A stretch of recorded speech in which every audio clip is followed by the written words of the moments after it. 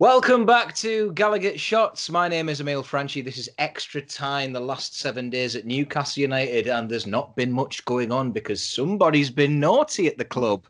Unfortunately, Jess isn't here. She's not caught COVID or anything like that. No, it's her birthday today, so happy birthday to Jess. But we've got a bit of a pound shop Jess in the form of Matty tonight, who has just got out of bed. His girlfriend's woken him up and said, "You've got this to do. Do you want to show the people that it's not a dressing gown?" It's a cardigan. It's a cardigan. It's a cardigan. To be fair, I still can't see the robe tying mechanism. So what? That sounds dirty. Doesn't matter. Move on. What's in your pockets, Manny? What's in your pockets? Anyway, happy birthday, Jess. I'm here instead. Yeah. Let's move on. Did you get your birthday off? Did I get my birthday off? Yeah. No. No. Okay. All right. Oh, well, we move. Joined tonight as well by Kristen, who is with us all the way from America. How does it feel to have what's actually the state of play over there with presidents? Oh God! Start with a big one. I don't think he's accepted it yet, or he has accepted it. Oh, okay. Come back to me, Emil, and I'll have more for you later. Thank you. There we go. Election correspondent there in the form of Kristen. You've got many strings to your bow. And we've also got King of Ubisoft, Aaron Rooks here. You might have seen his face on this channel a long time ago. Look at him. He's come back, and he's even more handsome than before. He's got the body of Adonis. I've lost the weight. That's about it. I've just stopped eating shit, Emil. Yeah, what's your secret? Experts hate him. It's basically not eat the shite that Decker eats and posts on Twitter. Don't eat that. Takeaways covered in garlic sauce, kebab meat, plenty of it, and he'll probably have recommendations just on what I've just said there. He'll tell you exactly where to go. Thanks so much for joining us, lads. Like I say, it's the last 7 days, and a while ago, lads, Newcastle United won a game. You might say against the run of play completely, because no one expected it. I think everyone was ready to turn off against Crystal Palace on Amazon Prime, and thanks to Amazon Prime, a lot of people did. Try to watch it on your TV. I pay 94 quid a year, I think, for that, and it didn't work on my TV, so I had to watch it on a laptop. Fair play, though. I was watching Dua Lipa on the other screen, and it was a cracking show. And then Newcastle stopped me watching the ending, where she was reaching the crescendo of "Don't Start Now" and "Hallucinate." Bloody Callum Wilson and Joe Linton going and scoring goals. How dare they? How dare they, Matty? Ruining my live stream experience of one of my favourite pop stars. Well, I'd just like to thank you for shaking your rump in celebration, though. I did enjoy that video a lot. You're welcome. People haven't seen it. Follow Emil strictly for that. It'll be OnlyFans soon, won't it? After that stuff. I don't need OnlyFans. Yeah, fair enough. Don't need OnlyFans. I'll do anything for free. back to the football, and Newcastle have the audacity to score goals. I didn't see that coming. I think I'm the most pessimistic Newcastle fan, but I think everyone else, well, most of the majority thought that Palace were just people might challenge you on that one, to be honest. But Palace were inching closer and closer. It seemed to a winner in a pretty drab game, but that's what we've got Callum Wilson for. One chance, one goal. Brilliant. And then I was just done celebrating, and Joe Linton goes and scores that screamer. Well, Steve Bruce kind of fucked you over a bit, because you do the start next eye prediction. And, I didn't want to talk about it. Well, no, it's all right. You're allowed to. Yeah, I guess so. Yeah, he did totally mess me over big time. What went wrong? Everything. Pretty much everything. Yeah, Steve Bruce was very vague. There was COVID in 2 or 3 or 4 or 5 people. Yeah, we didn't know. So I tried to guess. I was wrong. But then I did make a prediction that we were going to get a score draw, and I was wrong again. But I was happy to be wrong. Yeah, it was nice. It was a good little surprise, and I think that a lot of Newcastle fans certainly needed that going into the weekend. So it set us up nicely. We were still last on Match of the Day, preposterous, but what can you do when you're on a Friday night? We had Joe Linton score, but only just, Kristen. I know you're a huge fan. He also got an assist. Now, I know that a lot of people came out and said that he should be played up front for Brazil after that game. And he did play well, but what's going on with his foot when he kicks a ball, Kristen? Yeah, it's a really awkward looking technique, isn't it? It doesn't look confident. It almost looks like he's swinging a golf club. But Hello not Foot in was the... my favourite description of it this week. Yeah, I get that. I think, look, yeah, you can talk about the technique and everything attached to that. For me, I was quite pleased to see him operating with a bit of confidence and trying it. I know that might sound overly optimistic, but the lad's clearly had a bad couple of months, let's say 18 months, if you want to look at it that way.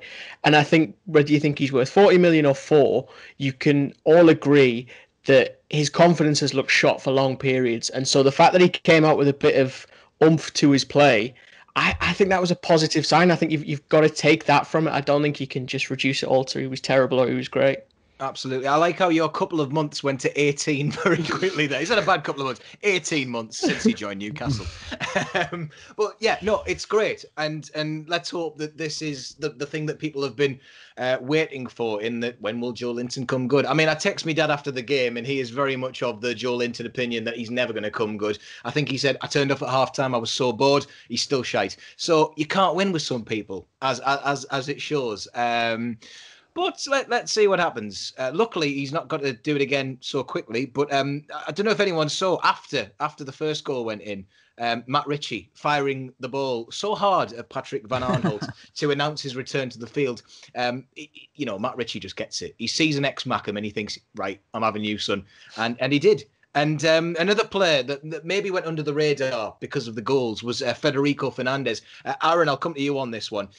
His block has gained a lot of plaudits, certainly in the Newcastle fan base, but he also made it into Alan Shearer's Team of the Week in the, I think it was in the Fantasy League. Do you think that our defence looks better without Jamal Lascelles there? Because I saw a few claims of that, Aaron. Look, I mean, when you talk about Jamal Lascelles, he's just not been the same player since Rafa's left, really. I think whatever Rafa was doing to him, if he was giving him sort of tips on, he was coming around to his house and drinking wine with him and whatever he was doing. Injecting him with steroids, Probably. I mean, he's just not, he's not the same player. And I do think the defence is a lot stronger. I think it's not nice to say it, but I thought for a long time that Lascelles is actually Championship is his level. It's probably a bold claim. I love his passion. I love, his ability to lead a side, but he makes so many critical errors. And just when you watch some of his errors back, it's just mind-boggling. And it really crept back into that sort of before Rafa times. And I think, Fernandez has really sort of has come out and is like cementing his place in that starting 11. He certainly looks very captain-like, I would say. And I always think that Fernandez would be a better vice than Shelby, who I believe took the armband against Crystal Palace. But yeah, there's bits in there, Matty, that we're seeing. What would your ideal back two be? Well, again, so you just said, back two. All depends on what Mr. Bruce wants to play. I mean, he wanted to play that back three for a while. It seemed like he was set on that because it made us more defensively solid. I think injuries has forced his hand a little bit with having to play a back two. But Lascelles, I understand what Aaron's saying. But when he came into the team, it was his passion that drew me to him at first. He was wanting to take responsibility for the terrible performances of McLaren. He was fronting up to the cameras, and then under Rafa, he seemed to just change. And Championship, could be his level. But I think that season after, he showed that he can be a Premier League. We were talking about him playing for England at one point. We were saying he should be getting looked at and stuff. Southgate had his number, and he was on the plane to Russia. Yeah, all that stuff. But I don't know what it is. I mean, I don't know if I have a sweet conspiracy theory that he looks half fit half the time. Like, it looks like he gets an injury and then they're putting straight back into the side. And I think there was a time, I can't remember when, but in the last year where we were missing him for a couple of games, he came back in and people were saying on Twitter. It was the new year. I was just going to reference it. It was the new year because I think it was around the time of the Chelsea game, the Everton game, where a lot of people said, oh, you can see how much we've missed Lascelles. So... Yeah. I think a lot of people are jumping on the bandwagon. We've won a game. We've got a clean sheet. Fernandez puts a good block in. Oh, Lascelles needs to be out the team more often. But on the other hand, though, I mean, again, basically what I'm getting at was Lascelles. There is something there, but perhaps I don't know whether it's because he's injured half injured when he comes in. I'm not too sure. But we've talked about Fernandez, but Kieran Clark was absolutely fantastic, I thought, against Crystal Palace as well. I love Kieran Clark. I think he is one of our best defenders, and there was a conversation about this towards the end of last season about Kieran Clark being a bit of an unsung hero. I remember Kieran Clark in the Oxford game, in the cup game, where he took the ball and he was the one that actually started off the attack that Saint-Maximin got his goal from. I love Kieran Clark. He provides almost like an invisible shield. I don't know what you make of him, Kristen, but do you think that Kieran Clark is a solid starter from now on? Because he's had such a transformation from that pillock that a lot of people thought played for Villa. Yeah, that's a great way to characterise it, because him and Grant Hanley came in at the same time for about the same money, and you look where one's gone and where one stayed, and I think I don't disagree with what Matty says. I think in the Championship, the back stretch of that, I'm pretty sure Jamal Lascelles had a hernia injury or something like that, and it only came out months later. Yes, and he did look a bit like slow. He looked a yard slower than usual. And I think what I would say, regards to what Aaron said, to me, when we talk about like a manager being good for a player, I think you can break up these defenders, these centre-backs specifically. And in Fernandes and Clark, you've got two defenders that are much better suited to what a Steve Bruce side asks of its defenders. And I think Lejeune, Shaw and Lascelles as a three, that to me had so much balance to it in terms of Lascelles wasn't really asked to bring the ball out or do anything complicated. It was just win stuff in the air and tuck in behind whichever one of them is out of position, whereas the other two could bring it out. And I just think that shift that Bruce has enacted, whether you think it's great or you think it's terrible, I think it's benefited those two, and they look much better because they aren't asked to do a lot with the ball. They're just asked to get in the way of things and read danger, which I think is their greatest strength, the two of them. Totally agree with that. Yeah. Was that Aaron coming in there? It was me just saying I totally agree. Oh, Matty agreed. Yeah, sorry, it's two northeast voices just stepping in. Yeah, no, exactly. And Lejeune's an interesting one because he seems to be having a lovely time as well with Alaves, and they're going to get a mention later on, as you will know. But yeah, honestly, I think it's great that Newcastle are so stacked in defence, but let's just see what happens in the next game, because as I was saying to you, Matty, I think that it will come down to whatever happens next. You know, it'll take for like a dodgy performance from Fernandes or Clark, and then say, get Lascelles in the back in the team, and that's because we are so fickle, and you have to be when you support Newcastle, because you never know what's going to happen. I did enjoy the fact that Andy Carroll was sat at home just quoting Mike Bassett with his 4-4-2 on every form of social media. That's how to spend your lockdown, I guess, isn't it? And it's almost what Mesut Ozil's doing with Arsenal. He's not getting the game time, but he's a bit of a cheerleader on all sorts of social media. And it's quite funny that the whole Mike Bassett things were coming in there, because by the midpoint of this week, it did look like Steve Bruce was going to have to start signing players called Benson and Hedges. So that's where we're at. And Andy Carroll's having a great time. Just on the back of a win, guys, I mentioned there about how it set us up for the weekend. It's weird because we were very much in Steve Bruce has to go for the best part of 2 weeks. And, you know, I don't think that's gone away. But what does a win do for you, Aaron? Do you think that we're still lucky? Or do you think that the fire still has to burn for this wholesale change to happen at Newcastle? Well, yeah, certainly the sale has to happen for a wholesale change. But I think, what does a win do? Well, a win adds another. All it is for me personally, it's another 3 points on the board, and you go, okay, that's another 3 points. I'm not exhilarated in any way. I'm not entertained in any way. I don't feel any way after games. Particularly, you know, yes, it was an all right performance. It's like you're just chipping away. It's like we're just chiseling away at something, and there's no like substance to it. There's no artistry to it. And you know, there's been times where you go, "Oh, we've got a game tonight," and like you said, you're watching Dua Lipa, and I'm like, I'd rather watch Dua Lipa. Do you know what I mean?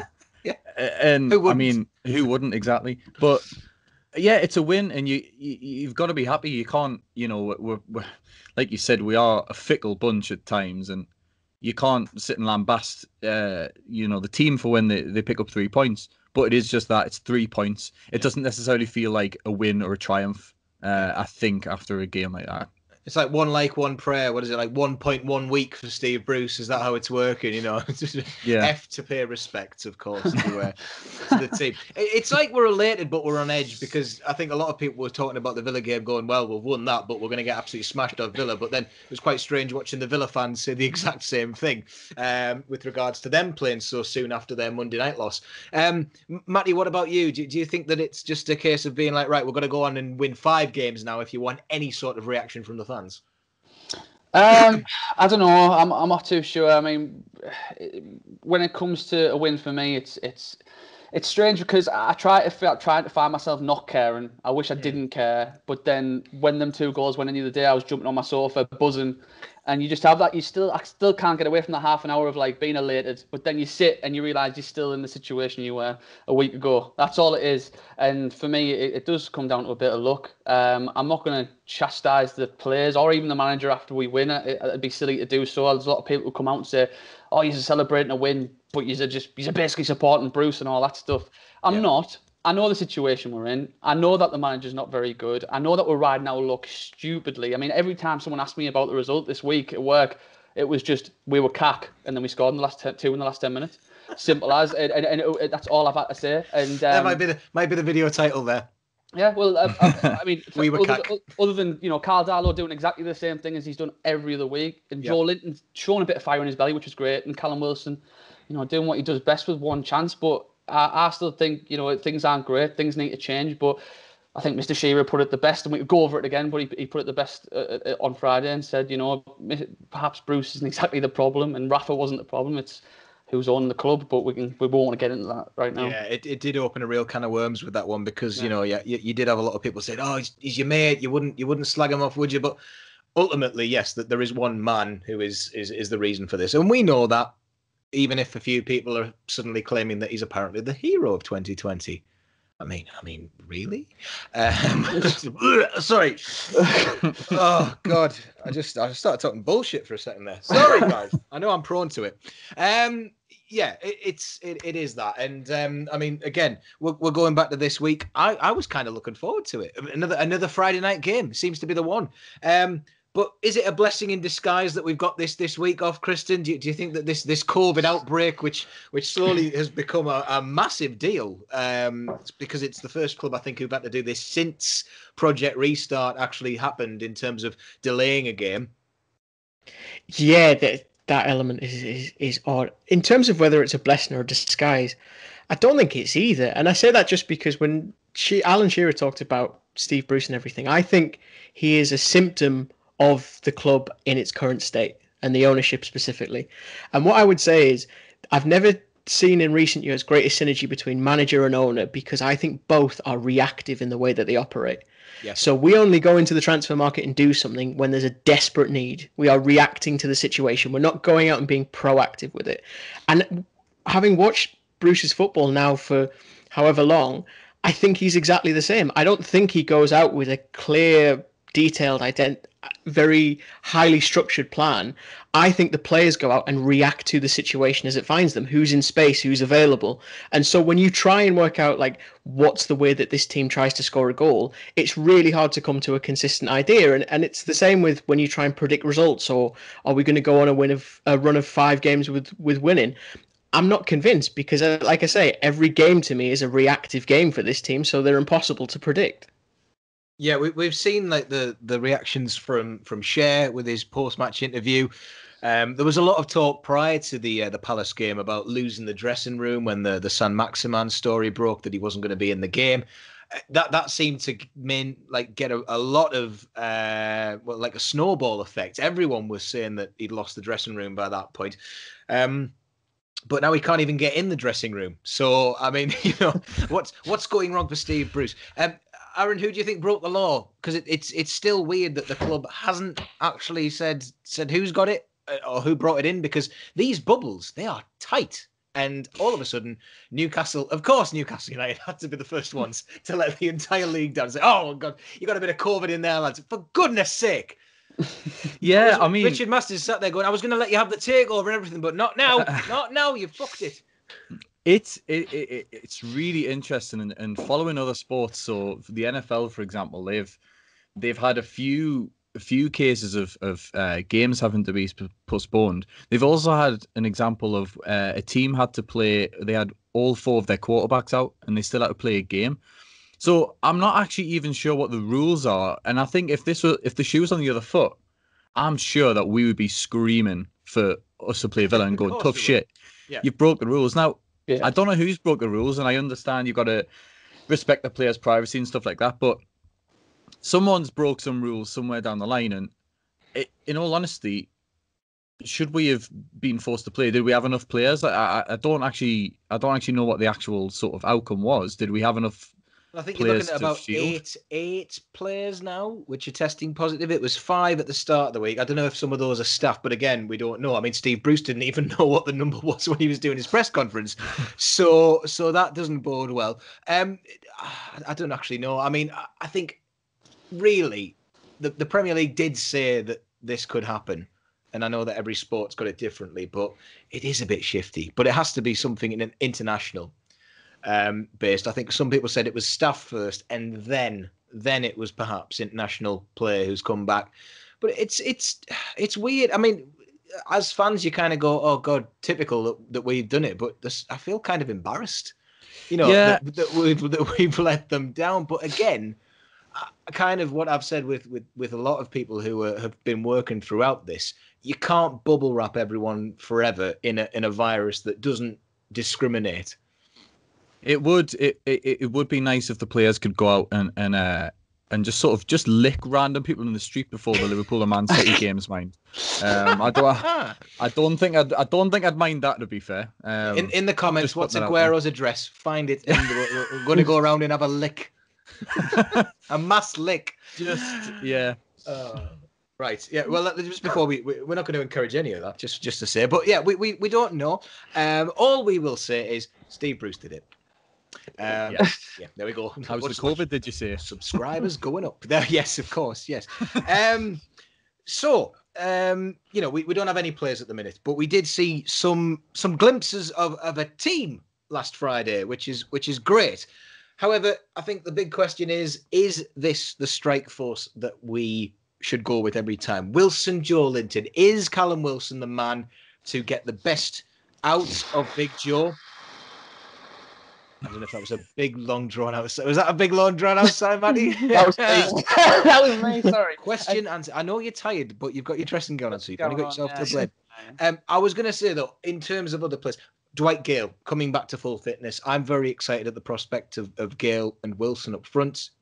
Like 2 classic lower Premier League strikers lining up and perhaps getting the goals. Or is there another combination? We've got Saint-Maximin, who wasn't in the team the other day. How's he going to fit back in? So, Matty, I'll come to you first. What is your ideal kind of top 2, maybe 3? How are you going to place them based on the last game? Well, based on the last game, I mean, I'm sort of trying to get in the head of Steve Bruce again, which I'm never very good at. But stay clear, you'll get COVID. Yeah, yes. I mean, he's probably going to keep with them too. He's going to keep with them too just because of the last Friday's performance, if he gets the chance to. But in terms of what I want to see, I mean, we still, even if we might have seen glimpses of it, but we still haven't seen, Fraser, Saint-Maximin with Almiron behind the striker. And I really wanted to see that. I thought that would be an exciting formation. I keep forgetting we've got Ryan Fraser on our books. Exactly. Sad, isn't it? And Bruce has, in the week, mentioned that, he still hasn't got to see that realised its potential yet, like a Bournemouth that were like in this sort of synergy where just the other one assisted we saw a little bit of it, didn't we, against Burnley? We've seen a tiny bit of it, but we haven't seen them start together.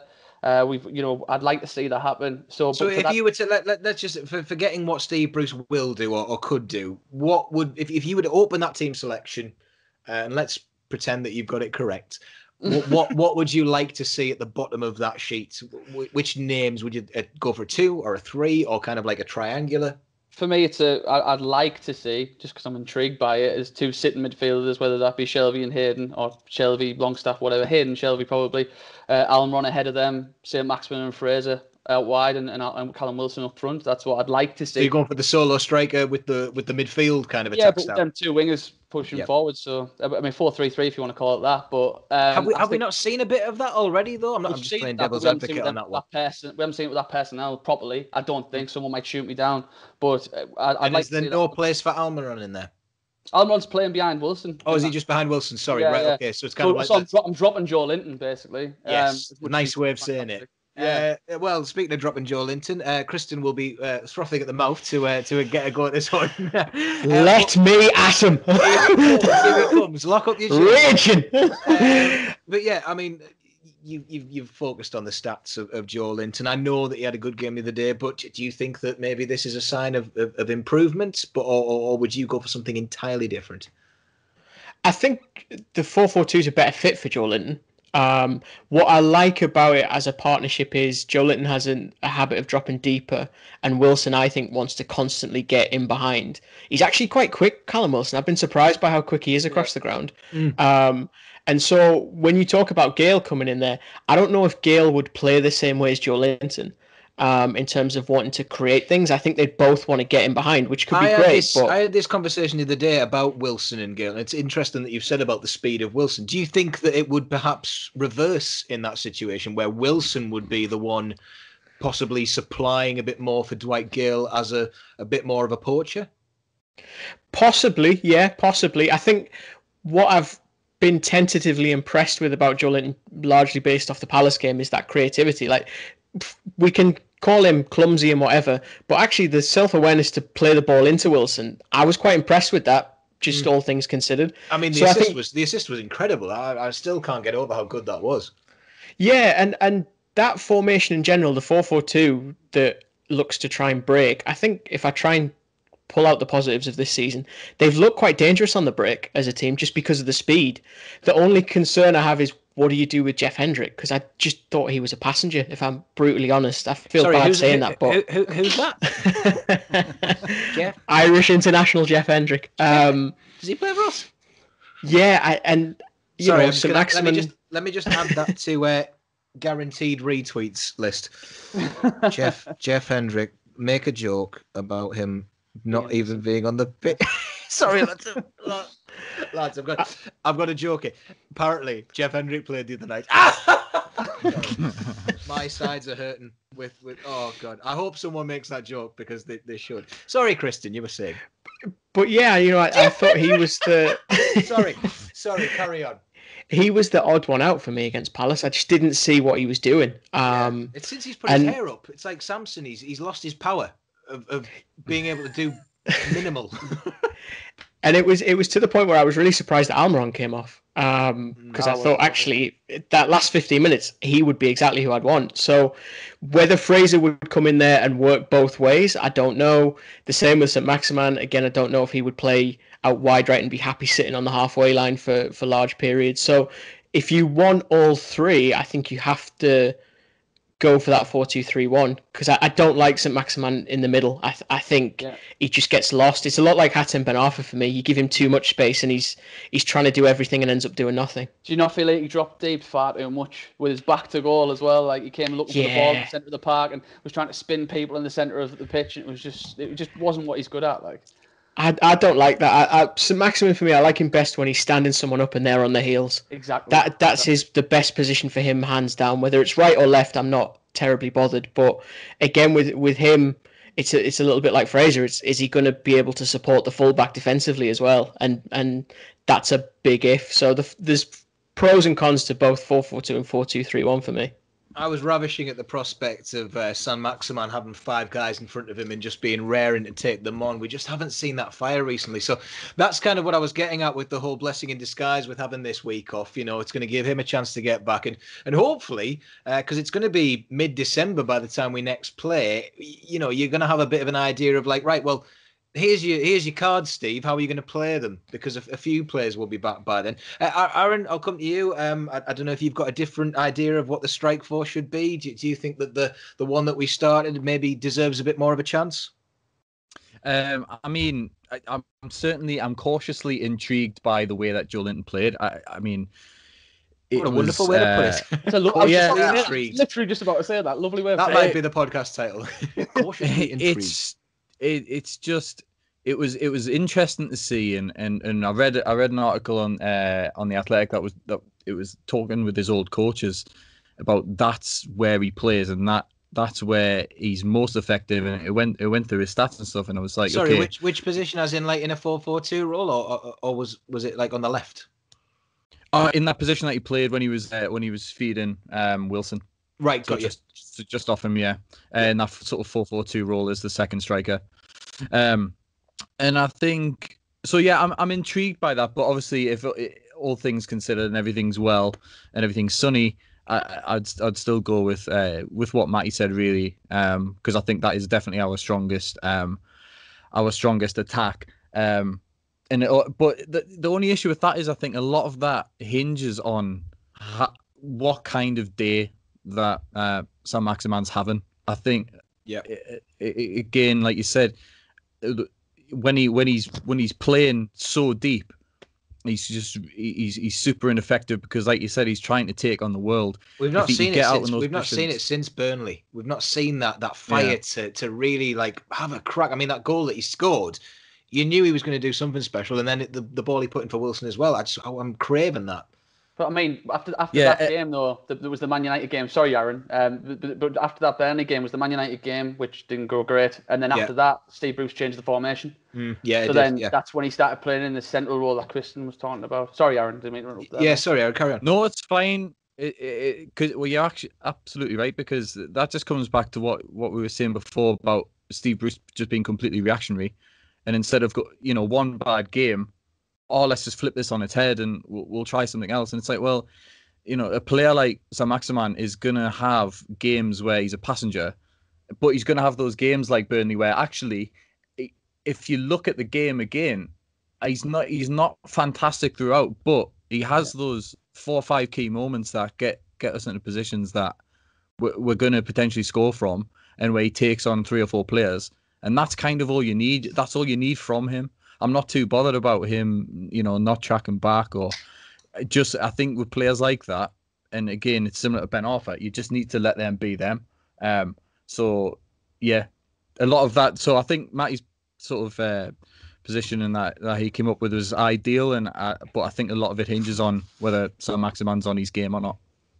Yep. Well, I was going to listen to everyone and see if I could make my mind up, and you've left me absolutely wondering what is the best strike force still, which I guess is healthy. But to be fair, I did kind of allude to it when I was saying it to Kristen there. I would like to see Wilson and Gale, because it's the only one that we've not seen. Yes, I would like to see Ryan Fraser on the wing. I'd like to see the 2 holding midfielders there as well, and God knows who we're going to play on the other wing, because I'm still not too sure yet, because I don't think Almiron or Saint-Maximin like that too much. But it could work. And Saint-Maximin like switching sides. I just fancy seeing them 2 up front. They've got a what? Sorry, I was going to say who would you use that experiment on of the next 5-6 games? Well, I think you've got to go against Fulham if he's ready. Fulham, or perhaps if Wilson's allowed, then to play Brentford in the cup. And we've got West Brom, but then I don't think Gale's going to be ready for that. But we're going to get into the next 6 games. I don't know, really. You can never tell. You can never tell which Newcastle's going to turn up. So I think he's just got to throw a bit of shit at the wall and see what sticks. That is his CV, by the way. Yeah. It is. It's completely that. And that is where I'm at with Newcastle. I don't know what's going to happen as each game goes. We've beat Crystal Palace, yes, but did I think we were going to beat Villa the way that they're playing? Absolutely not. With Gale and Wilson, I've got an idea that it could be Shearer Bellamy-esque. I would love to be able to see that, because that was just sexy football, and seeing That's the exactly anniversary. what I was thinking of when you mentioned it. I thought this is what he's thinking of. Literally flick-ons. Good old great British strike force of 2 powerhouses of the mid-tier who can bang him in, but But not just with- actually win anything. With really fragile knees and hamstrings, though. Exactly that. Every time Wilson runs, Kristen said it, he looks so quick. He looks so much quicker than I thought he was. But then every time he runs now since the Southampton game, especially against Palace, I was like, please don't pull a hamstring. Please don't pull a hamstring. Like, It is a take ticking your time take your bomb. time. Yeah. But yeah, like I say, I think I'm maybe just caught in the mistiness of the Shearer goal being relived on Twitter the other day, and I got fairly nostalgic about that one because it was my third ever game. I can't remember a thing about it, but everyone told me that goal was absolutely incredible, and it was. But I just didn't understand the magnitude of it when my dad was like, "He's hit that," and I went, "What do you mean?" I was just like, he scored a goal, hasn't he? I'm happy. I was more interested in how Craig Bellamy managed to cross the second one in from the corner flag and it went off an Everton play. And for years, I thought Bellamy scored from that angle. And I thought, oh, it's amazing, Bellamy. But then it was where would that ball have been if Joe Linton was on the end of it instead of Shearer? That would be behind the bar in the Strawberry. Yeah. Wherever John Carew's penalty turned John out. Carew's penalty. Yeah, that's right. John Carew's penalty. Rumour has it that ball would have been up there if Joe Linton kick it, and that would have actually knocked down Mark Hughes' coat from the Stoke game. and then like when you get a bottle in a vending machine, the other ball comes down as well. Yeah. And that would have been the Carew penalty.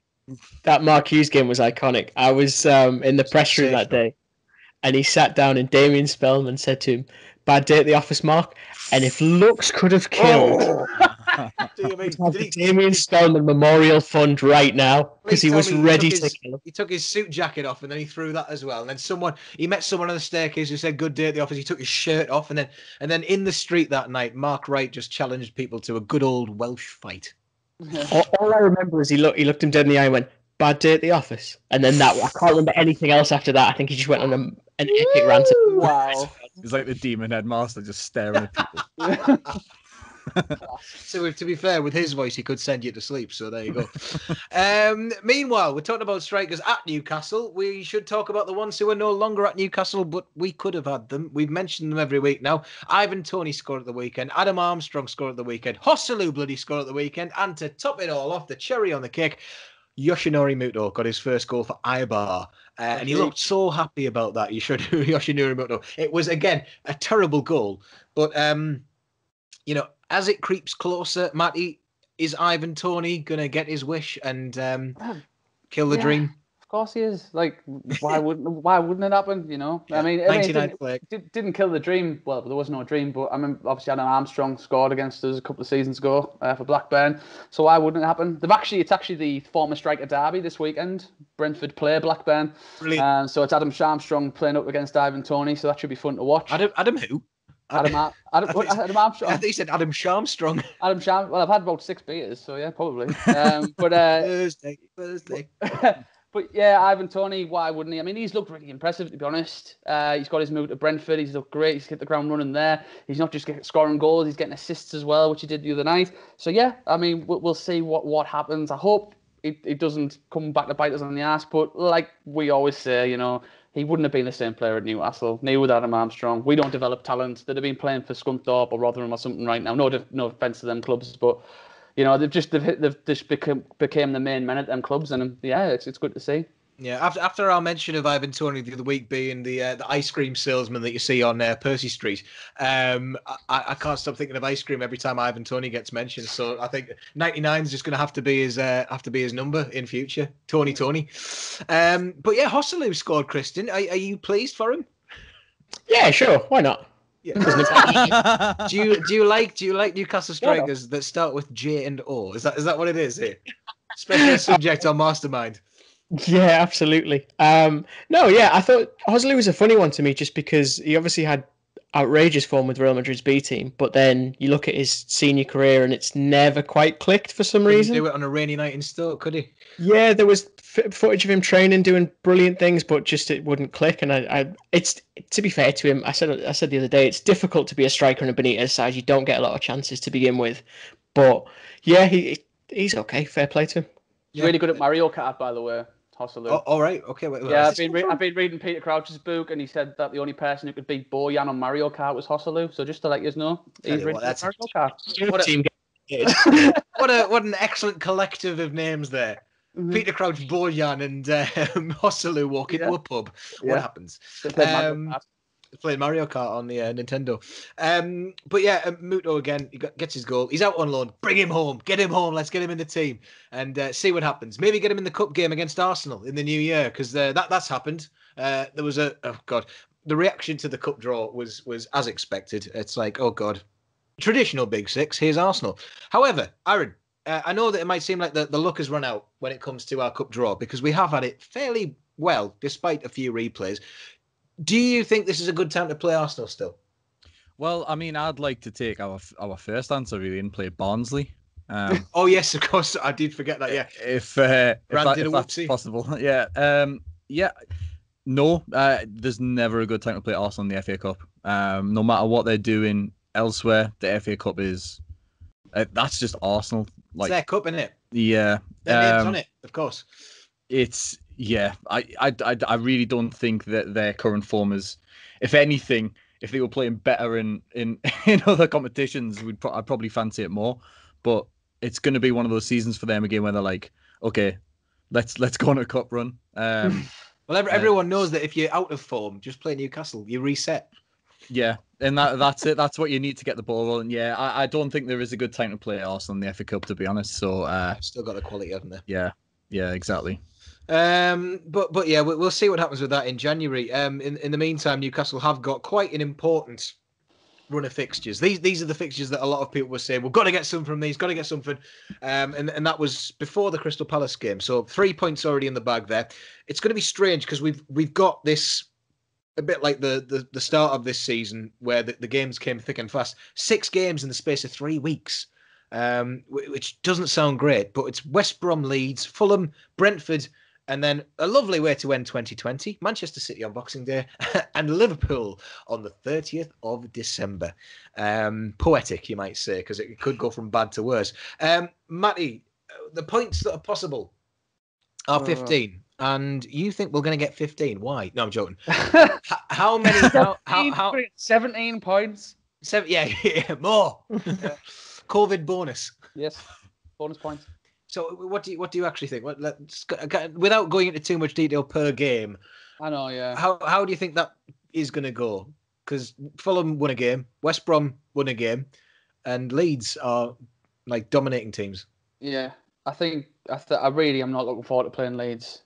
Again, I don't want to get into it, like you just said, don't get into each game. But every time I watch Leeds play, even when they get beat, I'm thinking, Jesus, how did Newcastle United cope with that press? Well, I was going to say that, but look at how we dealt with Sheffield United over the course of 2 games, and we thought we were dreading playing them. So I know, but the Wilder press compared to the Bielsa press, I think it's a bit different. No offense to Chris Wilder, by the way, did brilliant that season. Well, the difference between the 2 presses is that Chris Wilder does it in English and Bielsa does it in his native language. So anyway.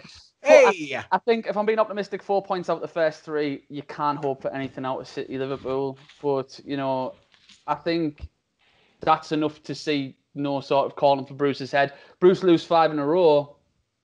Does that make his position a bit unstable? I'm not too sure going into the January window. But, I don't know, 4 points, I reckon. Wow. And what about the cup game, dare I ask? 3 points off that one as well. Just give us the points. We'll just go out. Oh God, I'd love to be optimistic about that one. I think I'm going to get through. I'm going to get the first League Cup semi-final in forever. I think that's going to happen. I think that's going to happen because I think we'll get 4 points. Our league position will be shocking.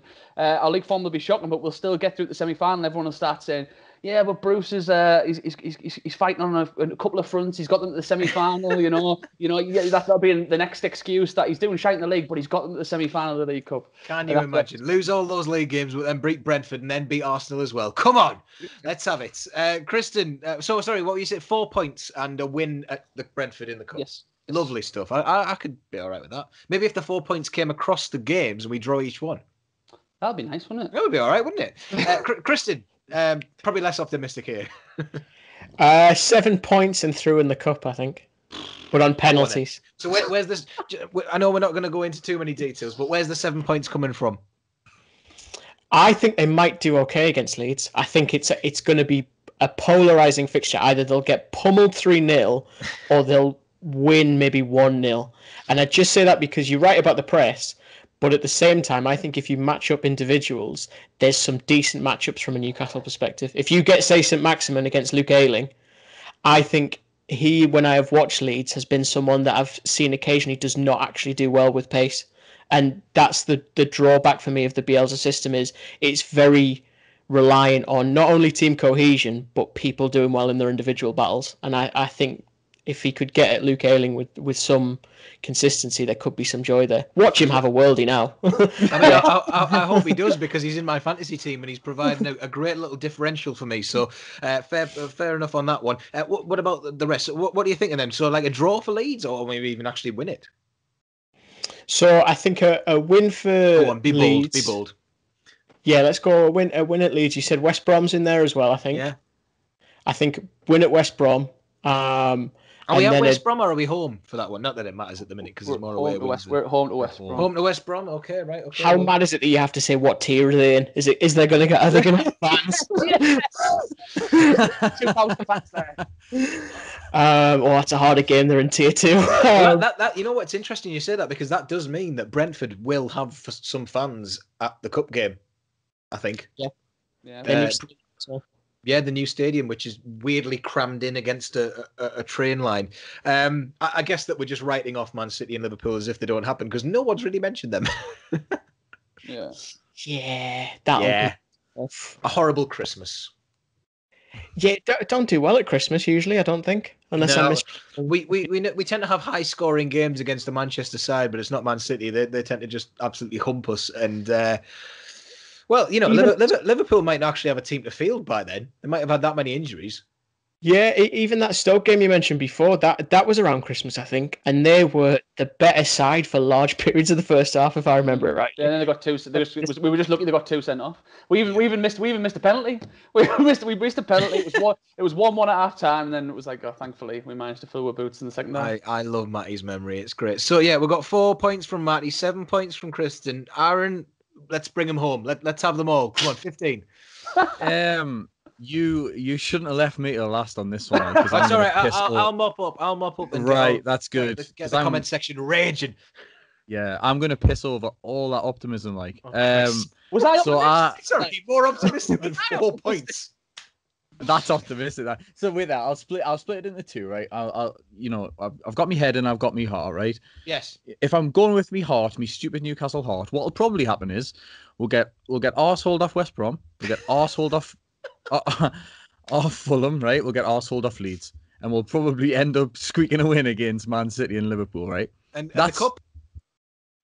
We'll probably again. This is my heart. We'll probably arsehole then. Actually, yeah, no, we'll probably get arseholed. If I'm being like deadly serious, just a cheeky finger. In the arsehole. In the arsehole. Christ almighty. Look what happens when Jess is off.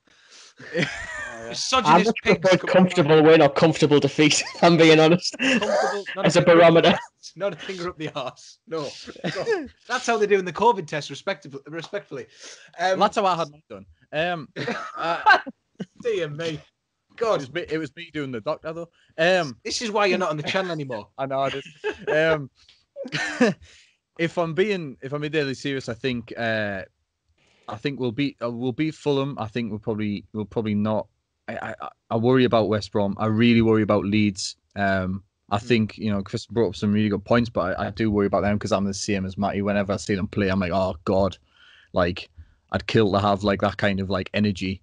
But they do also look a little bit tentative when it comes to scoring the goals. I know that they've scored a few, but someone made a good point, which I heard recently, was that against Arsenal, it was almost like the idea of scoring against Arsenal was a large prospect. And they were like, oh my God, I'm going to score against Arsenal. And I was like, oh, quick, get back. They haven't actually got, apart from Bamford, who will no doubt have the game of his life now that I've mentioned it. he does have hot and cold weeks. And also, like, one thing I was actually flabbergasted by the other week, I know I've just said that Leeds are going to batter us, but we've got the exact same, yeah, arseholes. We've got the exact same record as them, I know they just came up and everyone's praising them, but we've literally got the exact same points, same wins, same draws, same losses as Leeds. And I watch them every week, and when they're on the telly, and I just think you're a Leeds fan or something? So much better. Typical. You know, get the Teesside. He starts supporting the team below. Come on, man. Oh, well. I'll just stay sitting in my dressing gown. I won't say anything else. Yeah, you live near Sunderland anyway, don't you? Come on. Yeah. All right, we won't get into that. So yeah, after everything, what's your points, Aaron? Come on. So I genuinely think 3, and I also, 3. Unfortunately, I do think that because it's Newcastle United, I don't think we'll get through in the cup. I think it'll be Tony'll. Aye, he's just gonna not even fingernails. People are gonna be biting the toenails at this. He'll murder her. I just. Are you referring to Brentford as a collective man, by the way? Oh no, Ivan Toney, not. Oh, Ivan Toney. Sorry. He said Toney. It was like Brentford. Brentford will murder us. Man. Yes. Like, I love that. Brentford, he will absolutely murder us. Brentford will just like rise out of the ground with like metal legs and just fucking do it. Yeah, I'm a pessimist though. I can't help it. Yeah. No, I get you. I get you. So you're saying 3 points and that's it from the one game, which is against Fulham. Yeah. Right. Good. Merry Christmas, everybody. Hi, Merry Christmas. Yeah. Well, you know, I mean, some that might fit their agenda of saying, right, well, that's a few less points as it takes to get rid of Steve Bruce, but that don't work like that. Not with Mike Ashley. Right. So I'll say West Brom draw, Leeds win, Fulham draw, Brentford win, Man City lose, Liverpool lose. How many points is that? Was someone keeping track? Because I wasn't. I was not. I can't do that. I said beat West Brom. 5 points. That was 5. 1, 2, 3, 5 points. Yeah. 5 points. I'll take 5 points. But you're also saying, including the cup game, Steve Bruce's Newcastle are going on a 5-game unbeaten run, yeah? No, Man City, Liverpool. Oh, yeah, but before then. Did I say we're going to get? 4 games. 4-game unbeaten run. So you've got Crystal Palace. Then, which we've won, and then we're beaten. Let a man dream, Matty. I'm just begging. Asking, I'm just clarifying. Can I have a crumb, sir? 5 points for Christmas. Tiny Tim wants this. Yeah. Well. That certainly is food for thought. But we won't know until it happens. Newcastle have a week off. To fuck it all up again. So I mean, some of the players might be in hospital the way they're going. Intensive care is the next step. So please, Newcastle, get rid of whatever you need to get rid of. I mean, will the isolation period be over by the time we play West Brom? That's what I was thinking. Yeah, it's meant to be 2 weeks, isn't it? But I'm not too sure. So that's just running around with Zorbs. yeah. Imagine that was bubble football. Oh God!